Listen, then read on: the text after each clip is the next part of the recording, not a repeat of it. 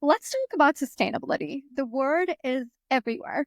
Companies are sustainable, investments are sustainable. Even my shampoo now comes in a sustainable vegan packaging. I don't know what that means, but here's the problem. Sustainability doesn't mean progress. It just means we are trying to fail more slowly. We're still pumping out 51 billion tons of carbon dioxide every year. We're still losing one football field of rainforest every 6 seconds. And here is the kicker, pun intended. Corporations are still making money off this destruction while slapping a green label on top. So is sustainability actually moving the needle, or are we just making destruction look better? My guest today is Pranav. He has been in the field of sustainable finance for over 3 years. We're going to use my dear friend Pranav's sustainable finance knowledge, where trillions of dollars are supposed to be moving towards green solutions. But is that really happening? Or is it just another financial instrument designed to look good on paper? Welcome to the podcast, Pranav. Thanks for having me, Divya. And yes, happy to share my thoughts and interact with you on this topic. I'd really like for the audience to connect with you on a little bit deeper level. So let's start with you. You've been in sustainable finance for 3 years now. What was your oh shit moment? The moment you realized that even green finance might not be enough. I guess when I was in university at ESSEC Business School, and we had a course on sustainability.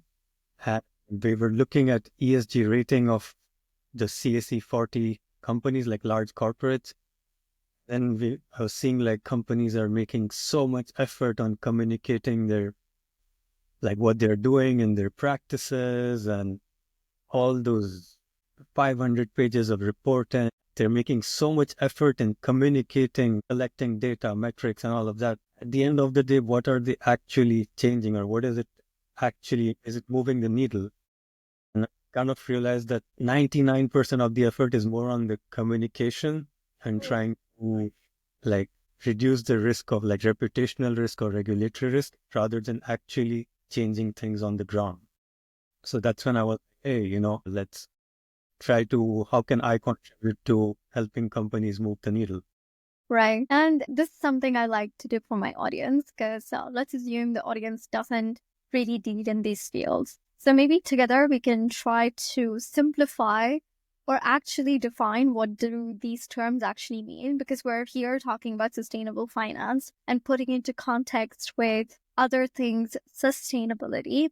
How would you define sustainable finance? Right. So sustainability in its classic definition is, meeting the needs of the present without compromising the ability of the future generations to meet their needs. And sustainable finance is how can companies be financed so through debt or equity to grow their business in a sustainable way. So without like meeting the needs of the companies without harming the needs of the future generation. And there's an interesting story to like where this all began. So I think it was in the 1920s that the public markets began. And in the US, there was this thing around exposure to sin stocks. Like there's a relation with, there was a convention around in a church or in a Catholic context about what companies is it ethical to invest in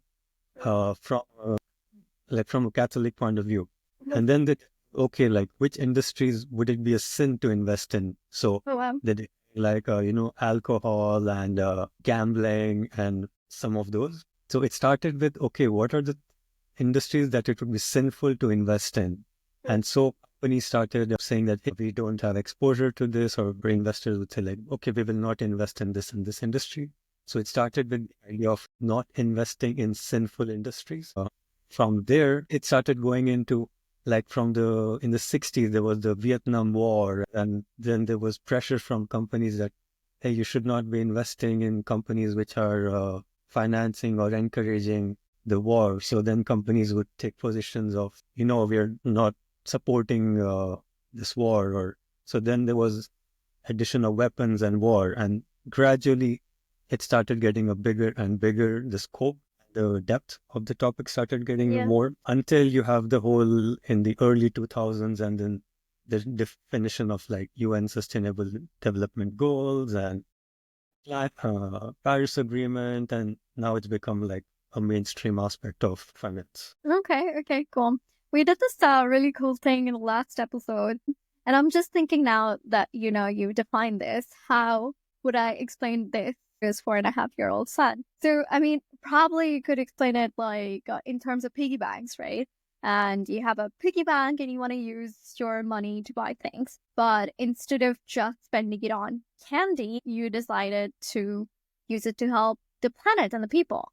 So basically, people are doing it with big money, big banks. They're investing in businesses and projects that don't hurt the environment. They help people live better lives and while still making money. So, for example, instead of giving money to a factory that makes a lot of smoke, they would give money to a company that builds solar panels. And this way, the planet stays clean, people have jobs, and the businesses still grow.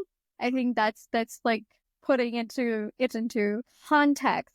But if you're, keeping this section in a way to have like glossary terms all explained, just to sort of, I think, and you can let me know if you agree or not, because you've been in the field for 3 years and I'm attempting to explain it to a 5-year-old, so you can jump in. But I think just to sort of differentiate terms.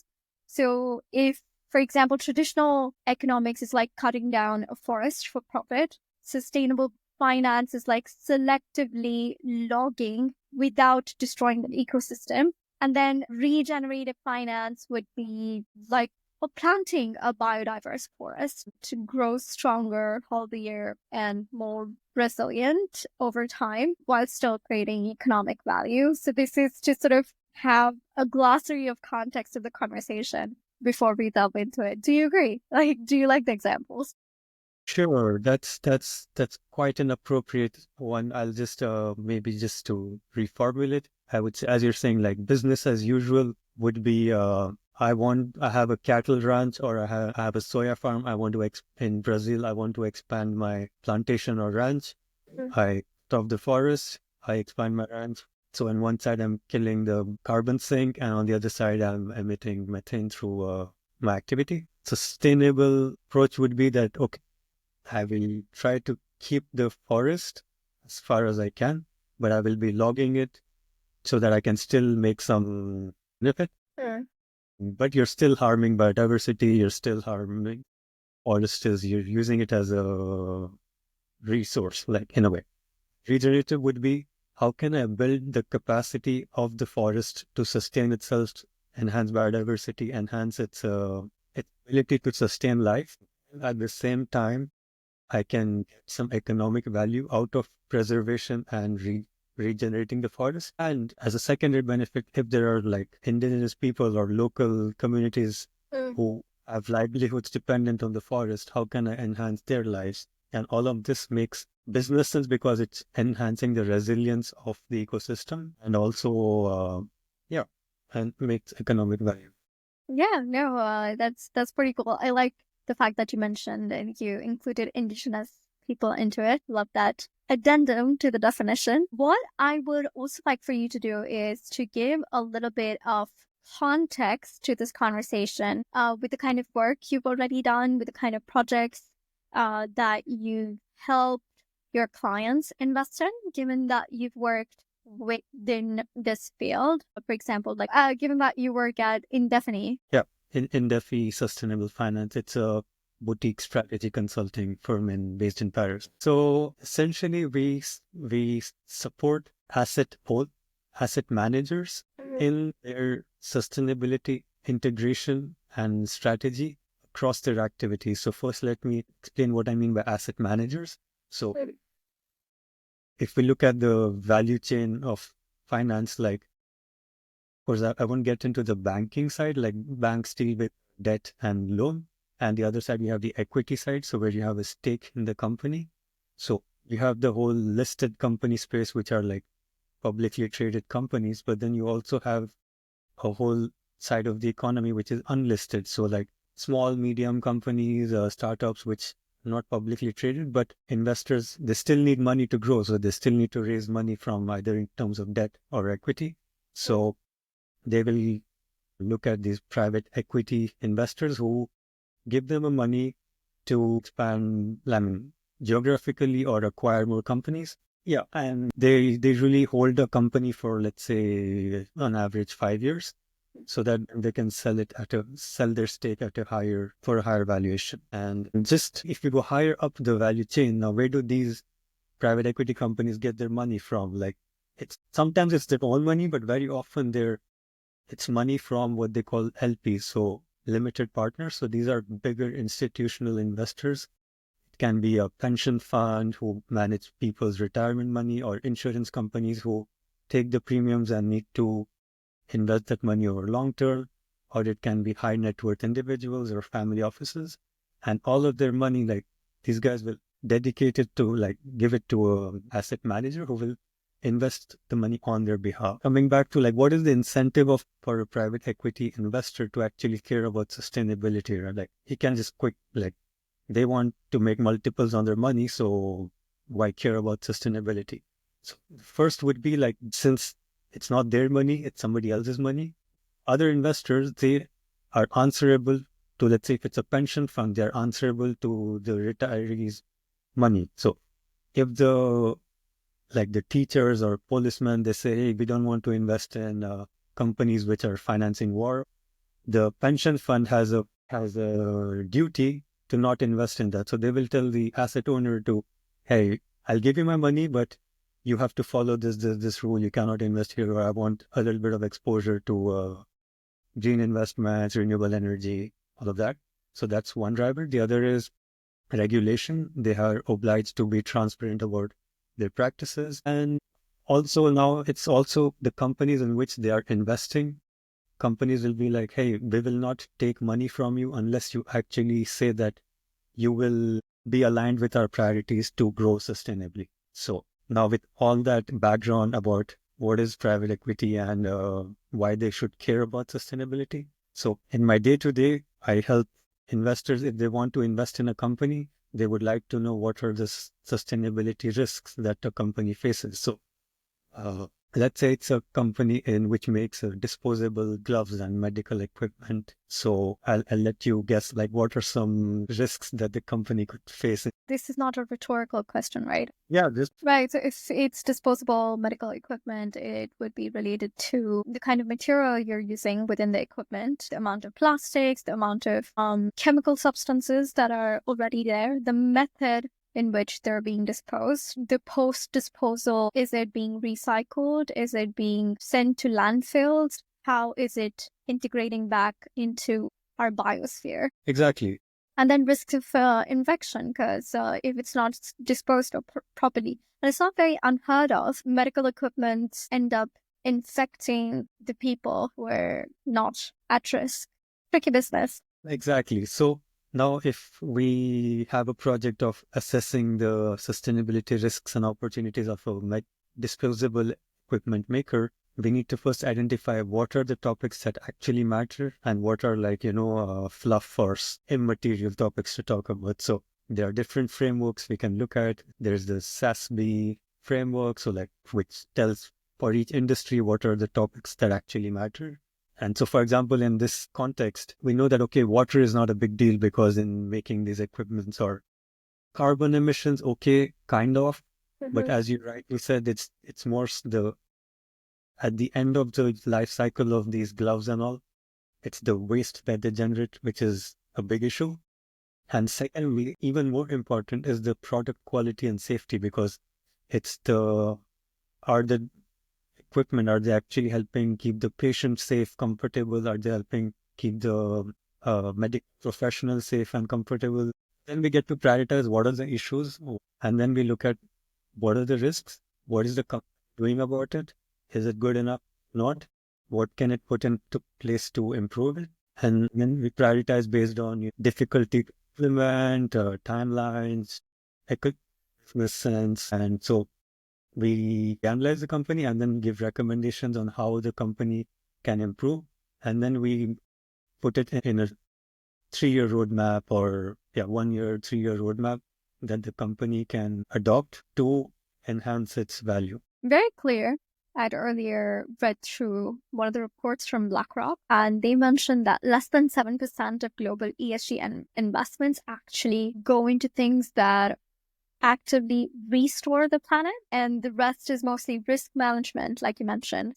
It gives the feeling to me that investors are not really looking to fix the problem. They just want to mitigate the effects. They just want to make sure they don't get caught on the wrong side of it. So when people think they're investing in green solutions, they're mostly just investing in less bad companies. Would you agree with that statement? Or there's a little bit of gray area here? It is, I think you stated it pretty accurately. So wait, it was actually a great question. Relax. It's okay. You got this. Yeah, it's a cool question. Yeah, I totally get it. It's a little bit hard to fathom, but just to help you out a little bit here. Yeah. So the biggest ESG funds, for example, they still hold major stakes in fossil fuel companies, right? And let's be honest, those companies aren't going green.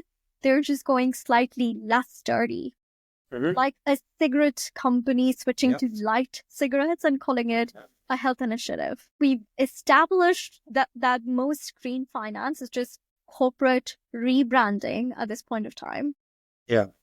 And I'm sorry if it offends anybody's sensibilities, but if ESG isn't the answer, what actually is? Right. As you said, like in companies, it's what are the drivers? Why are they actually taking measures for sustainability, right? One is pressure from regulatory bodies, pressure from investors, fear of reputational risk, or maybe somewhere evolving consumer preferences. It's very rarely that out of altruistic or philanthropic intention of, hey, we want to do good. I mean, there are companies which actually are that. Maybe, I guess, the most evident example is Patagonia. Some would say Tesla, but the latter is much more debatable.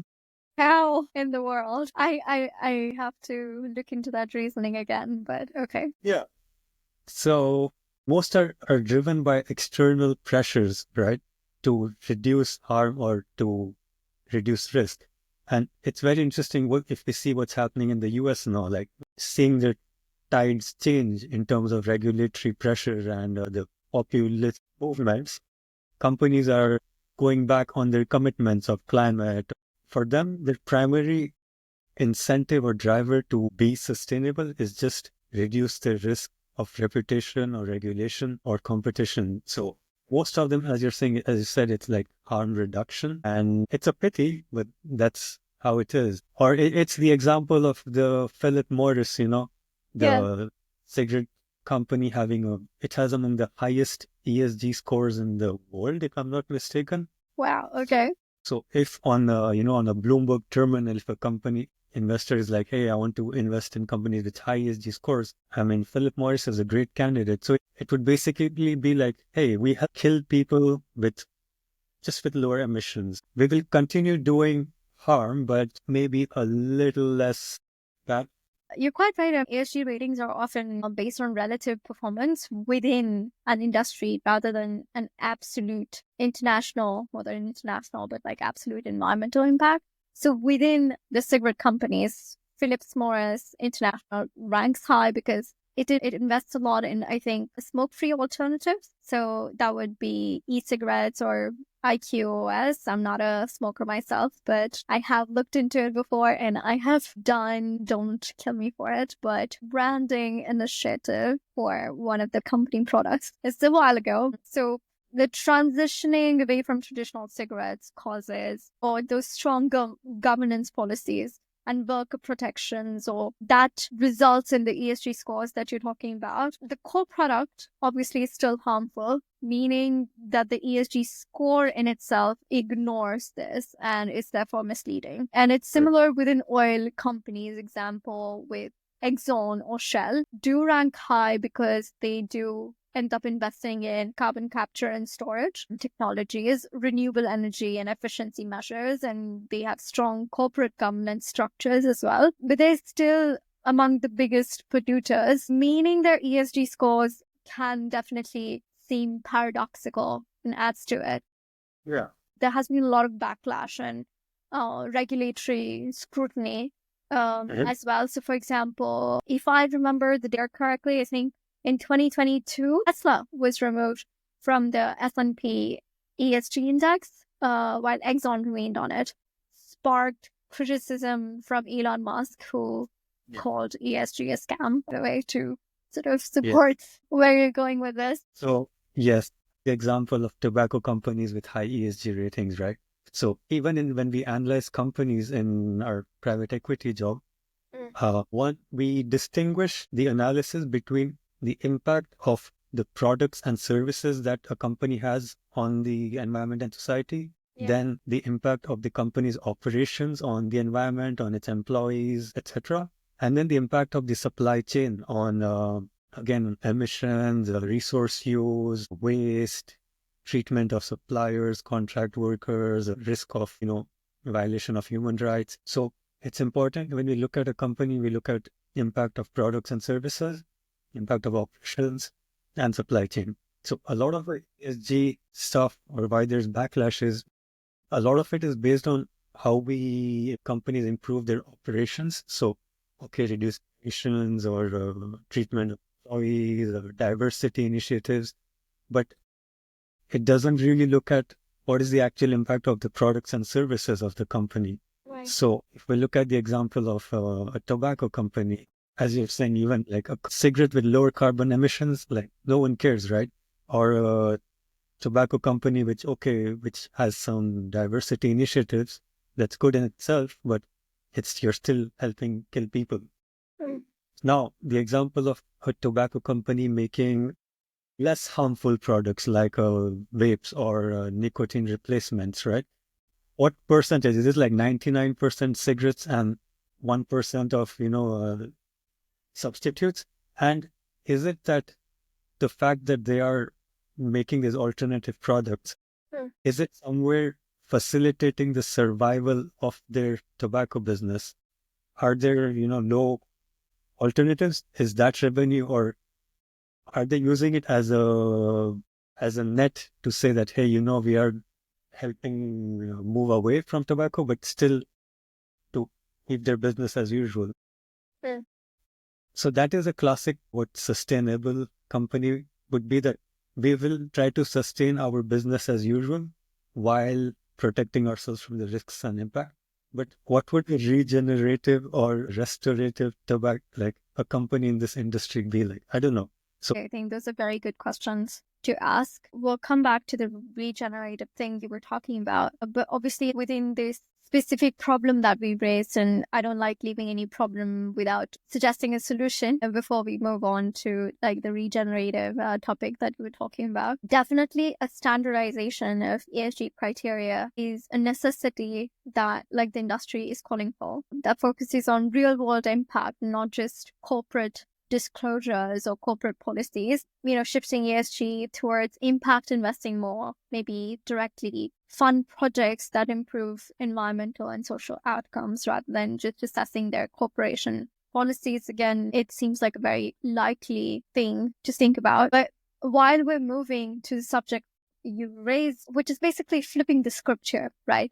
So I know that you've argued before as well, and we've had previous conversations. So you've argued that instead of thinking in terms of sustainability, we should be thinking in terms of longevity, not just for businesses, but for economies and ecosystems. And I wanted to sort of preface what you're about to say with the question, what does longevity actually look like in that context? And continuing with the example of tobacco companies, I'll let you finish what you were saying now. Nice transition. I think your brain needs a little priming before receiving any information. And that's like the idea of these conversations, to prime your brain to receive certain information that you're about to get. But go ahead, give us the information. Yeah. So I feel the term sustainability it's very abstract and hard to, even for us who are in the space, we use it like very often, but it's funny sometimes when we talk to CEOs or directors of companies, when we're analyzing companies, they're like you keep throwing the term, but what do you actually mean by sustainability, right? It's hard to comprehend what are you trying to sustain or what are you sustaining, right? So it's not an intuitive concept to understand. So rather than that, if we think in terms of, if we look at the planet, okay, there are a lot of issues like climate change, biodiversity loss, ocean acidification. If we think of the planet as being sick and we are trying to cure the planet or find a treatment for the sickness of the planet. And if we just look at climate change is a symptom of of the planet being sick. And you can be sick, you can have a headache for many different reasons, right? So if you're sick, you can take a paracetamol to treat the headache. But what if the headache is part of a chronic disease or let's say cancer? Just by taking paracetamol, it's not going to cure the underlying illness, right? So if we come back to the planet, if the focus remains climate change, which is very important, but climate change is a symptom. So we can treat the symptom or look at the underlying root causes of what is causing issues like climate change, biodiversity loss, all of that. So the first thing we can look at in terms of health, looking for the underlying cure. So that's the first point for changing the perspective of sustainability to health. To regeneration. Yes. Yeah, it's so true. I mean, it's a word that we've latched onto, sustainability. You hear almost everyone using it. I think I mentioned at the beginning as well. But it's also every single school is introducing a new master's in sustainability. So it's just become so much of a buzzword. I want to do consulting in sustainability, for example. But you know what that actually means? People are using it as a selling point, is my point here. It's very hard to go about the world when people are talking about these things without having this intuition of what actually is needed in the conversation or what kind of conversations to be around. To go back to the tobacco conversation, what would regeneration in that context look like? Yeah, so I haven't thought about it before, so we can try to find a common solution of what a regeneration would look like in this industry. Describe regeneration as something that is a fundamental shift in thinking, right? You can take like donut economics here as an example as well. How can tobacco contribute to human well-being? And then you're talking about fair wages and human rights. So that is meeting at the social floor aspect of it. And like you've already mentioned, there's health and addiction, replacing those cigarettes with anything that is plant-based and non-addictive. I don't know. I'm pretty sure there's somewhere like herbal cigarettes, and I'm using the word herbal cigarettes, but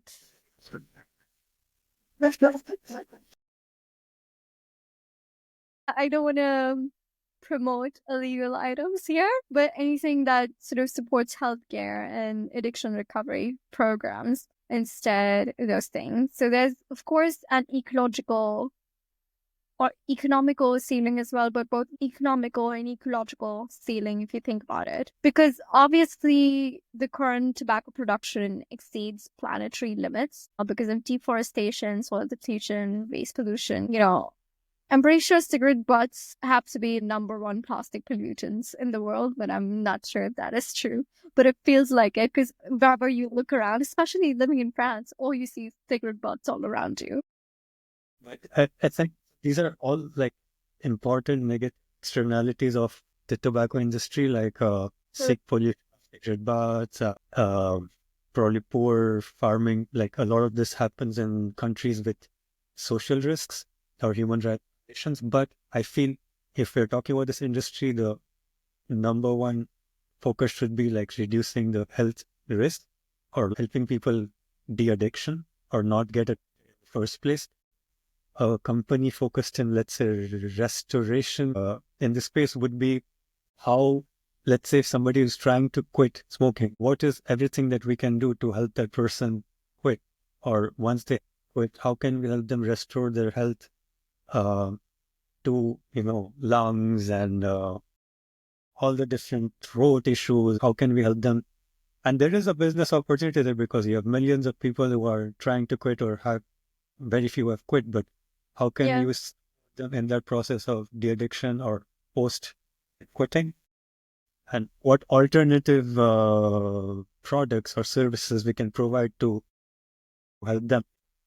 So, for example, if Philip Morris pivoted towards plant-based therapeutic alternatives like nicotine-free Yeah. CBD-based products, Yeah.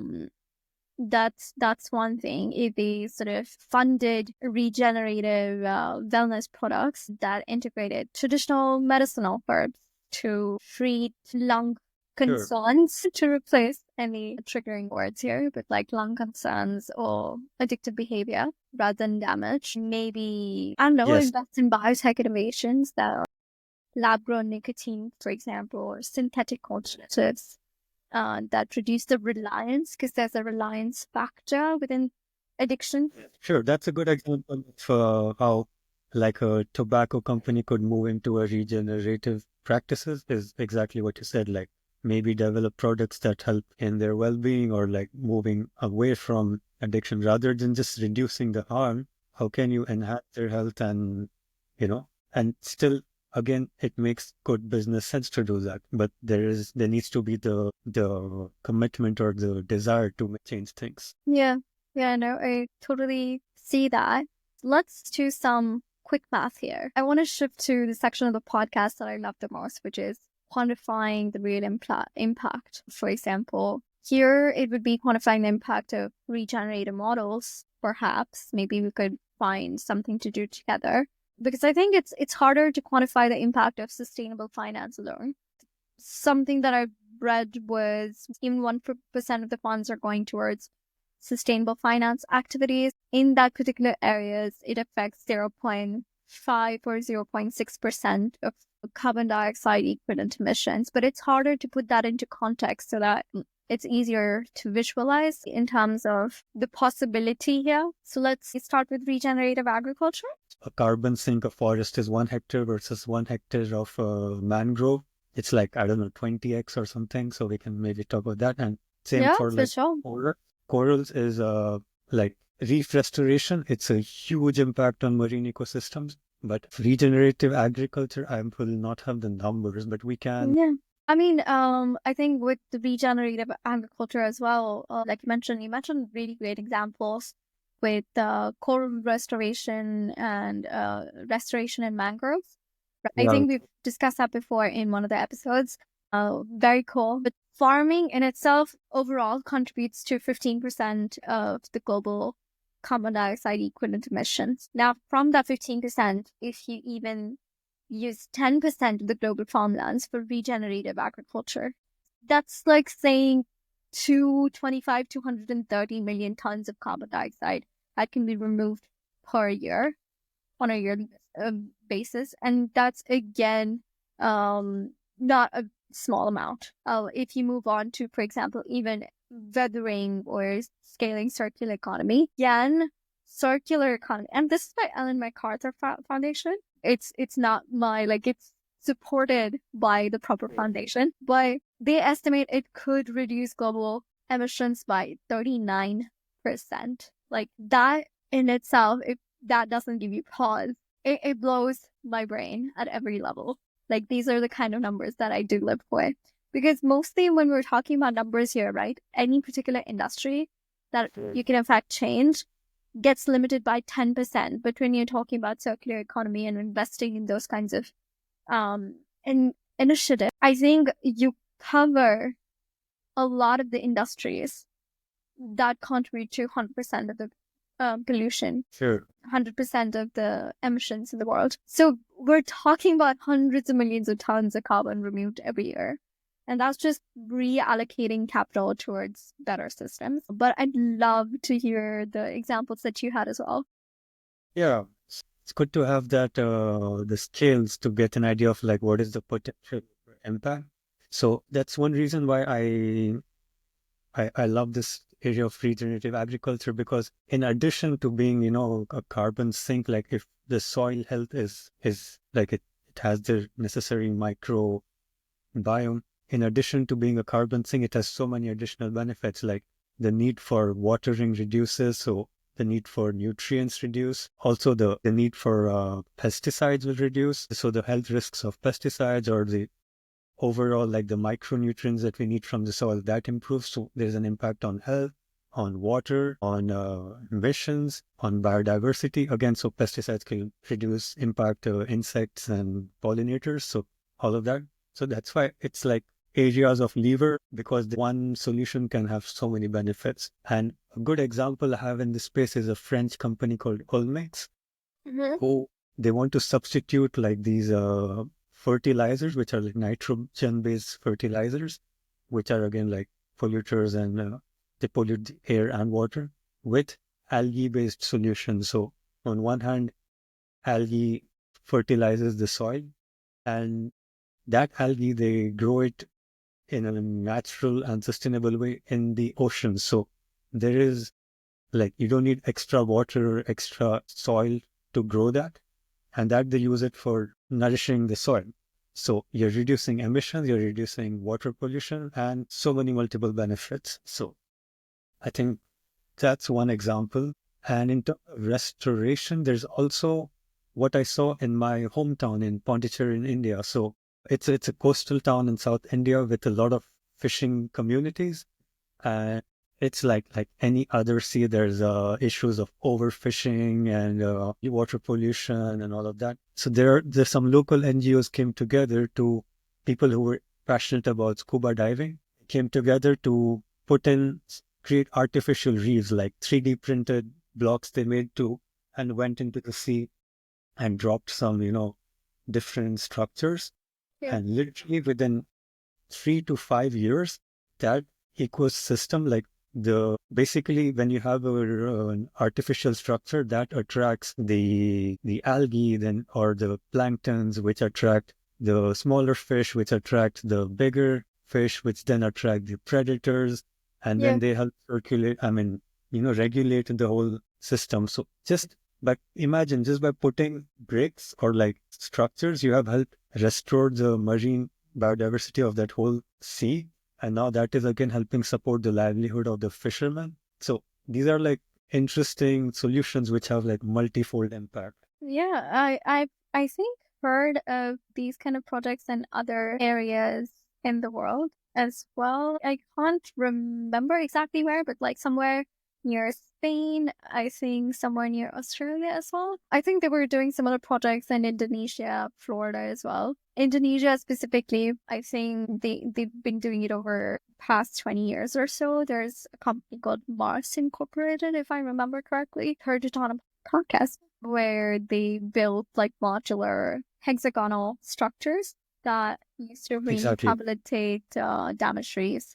So till date, I think they rehabilitated over 90,000 reef stars that were installed like worldwide overall. I think they have similar programs. The Australia one is like Coral IVF, like a different French podcast. I can't remember which one, but they talk about restoring coral reefs in one of the Polynesian islands, the downtown area, basically. In a similar manner, they built up the structures, and around the structures, the reefs start to form. They put down these plaster carvings of people, or so they created a beautiful garden underground. I think it's somewhere near Marseille, if I remember correctly. So they put down it's an underwater museum sort of thing with that look, but around those plaster figures, now coral has started to form and vegetation has started to come in. So they're restoring reef in that manner. When we're talking about like the shift from sustainable finance to regenerative finance, the idea is we need to inject a lot of funds within this direction, within this mindset, like you've so correctly pointed out, shifting from a sustainability mindset to a longevity mindset. That means a lot. I think having that as an investment thesis is very important if we want to make any difference, come 2050. But with that spirit, let's move to one of the final sections of the podcast, which I absolutely love because it's where we will be doing some myth busting. So let's do some sustainable finance myth busters. Are you ready? Let's go. Let's go. All right. The first one, net zero, achieving net zero would mean we've solved the entire problem? Myths, I would. Absolutely. Why do you think it's myth? I mean, firstly, I feel it's just the whole net zero thing. It's like an excuse to buy time. It's this classic meme, if you would have seen, like an alcoholic saying, over the next 50 years, I will gradually reduce my alcohol consumption. Maybe one beer a month, I will reduce by a beer a month.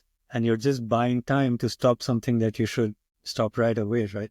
So I feel it's companies or CEOs have mandates for, 5 years or answerable or short term. It's more, one reason is to buy time and then to push the responsibility to the next generation. But even if we do achieve net zero, suppose, which would be great, I feel it'll be too late to hopefully we address the underlying issues of what caused the climate change in the first place, like the capitalistic incentives of, the maximizing shareholder profits, all of that.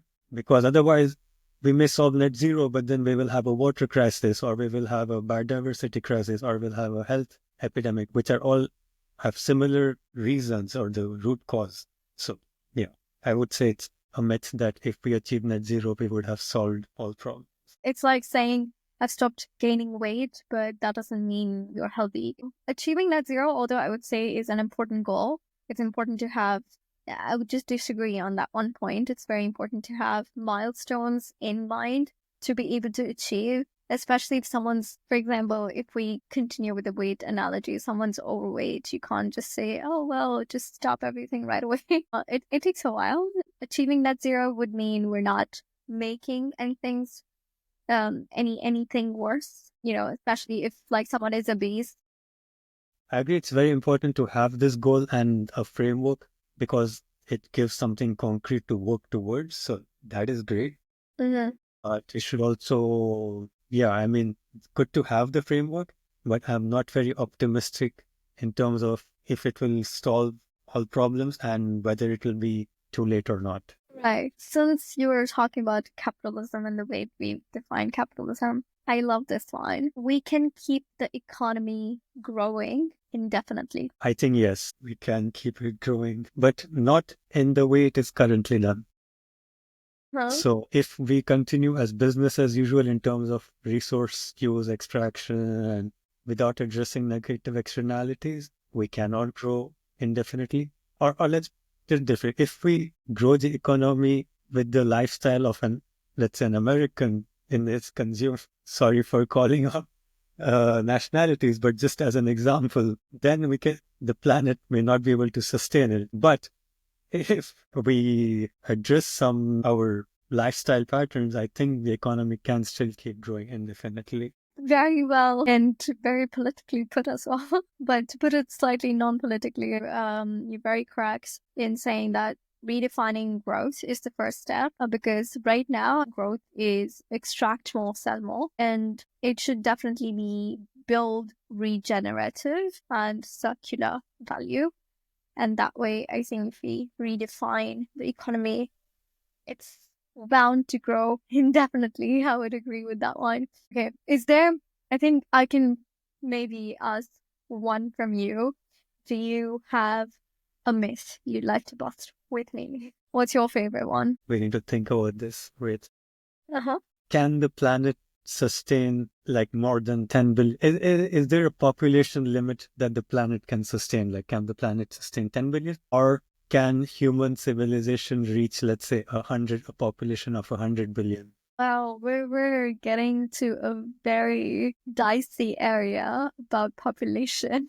So this was, I think, maybe Divya could share the link at the end, but I saw a very thought-provoking 10-minute video on YouTube, which says that if we look at the time scales of humanity, like the planet has been there for 5 billion years and human civilization has been there just for 1 million years. And the planet has it can survive, let's say, another 5 billion years. Mm-hmm. So we are just at like the starting block. Like if we don't kill ourselves with nuclear war or climate change, the human civilization can still survive for like millions of years. And if we end up moving beyond planet Earth, the civilization can be like as big as 100 billion. There's nothing stopping it. But the whole issue is the big if, like if we don't kill ourselves on this planet.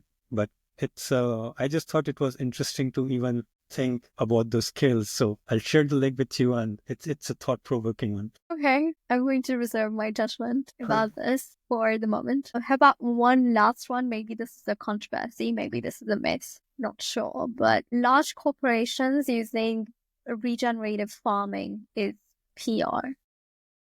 I mean, there's partly a myth and partly it's a good thing. Is that option allowed, or I need to have a yes, no? No. Of course, you can have whatever thought you have. It's a free speech zone. But no, I was keeping in mind companies like Nestle and Cargill, for example. They promote regenerative agriculture, but they still have high emissions within their supply chains and processing, for example. There's definitely debate over whether their involvement is greenwashing or real progress. So it's definitely a question. The point is these companies either might be entering too slowly within these conversations, or sort of there's this whole debate whether this is like an entire PR over greenwashing, where you show that you're trying to make a change, but while keeping all your economics of the other things intact. Right.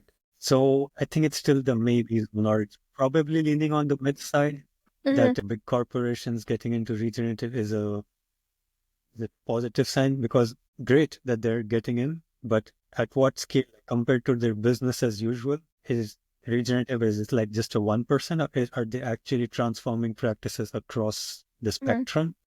And secondly, with one of the issues with large monocrop agriculture and large farming is, again, it's you're taking away land from like the smallholder farmers or and making mega like large agricultural estates. I mean, I guess one is to see that at what scale are they doing it? Is it like 1% of their thing, or actually they're bringing in transformation across their thing? And the other is they can't be doing regenerative at the expense of, let's say, the smallholder farmers, or like, hoarding, I mean, trying to their land at the expense of the smallholder farmers. So we should not look at their regenerative practices just in itself, but in the context of their practices. Thank you so much for sharing your views about this. This has been an amazing conversation so far.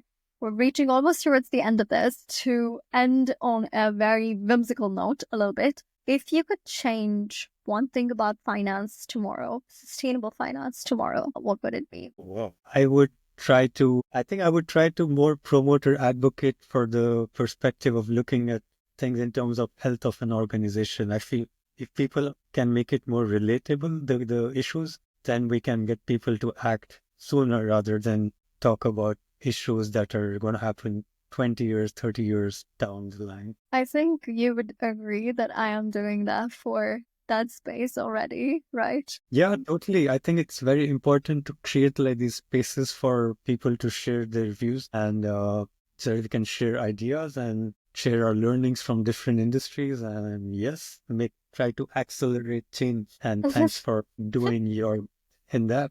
Thank you so much. But but I also think, for example, tying like executive compensation to planetary health KPIs, because if investors had to report on that, everything else would follow as well. So I think that's the shift, that could be incredible at this point in time. Maybe leaving on one last personal note.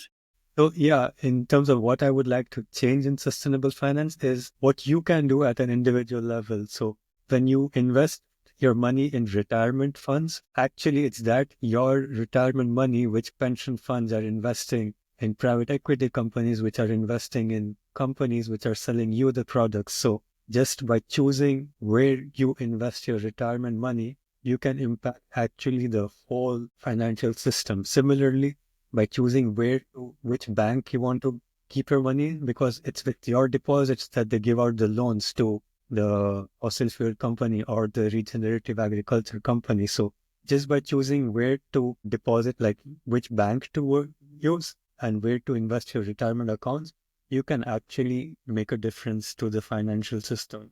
Pranav, this has been absolutely incredible. thank you for coming on the show. For people who have been listening, Pranav is a guest who, by the way, has been retweeted by Bill Gates himself for his solution for malaria. Every time I introduce him to a friend group, I introduce him that way because it is a super, super cool feat. And Pranav was nominated for Forbes 30 under 30 list for his solution. Is that correct as well? Indeed. Indeed. Okay, we're extremely proud of that. But thank you so much for coming on the show. To people who have been listening, we have been talking about sustainable finance. This is Climate Conversations with Divya. Stay tuned for more conversations like this on and follow for more.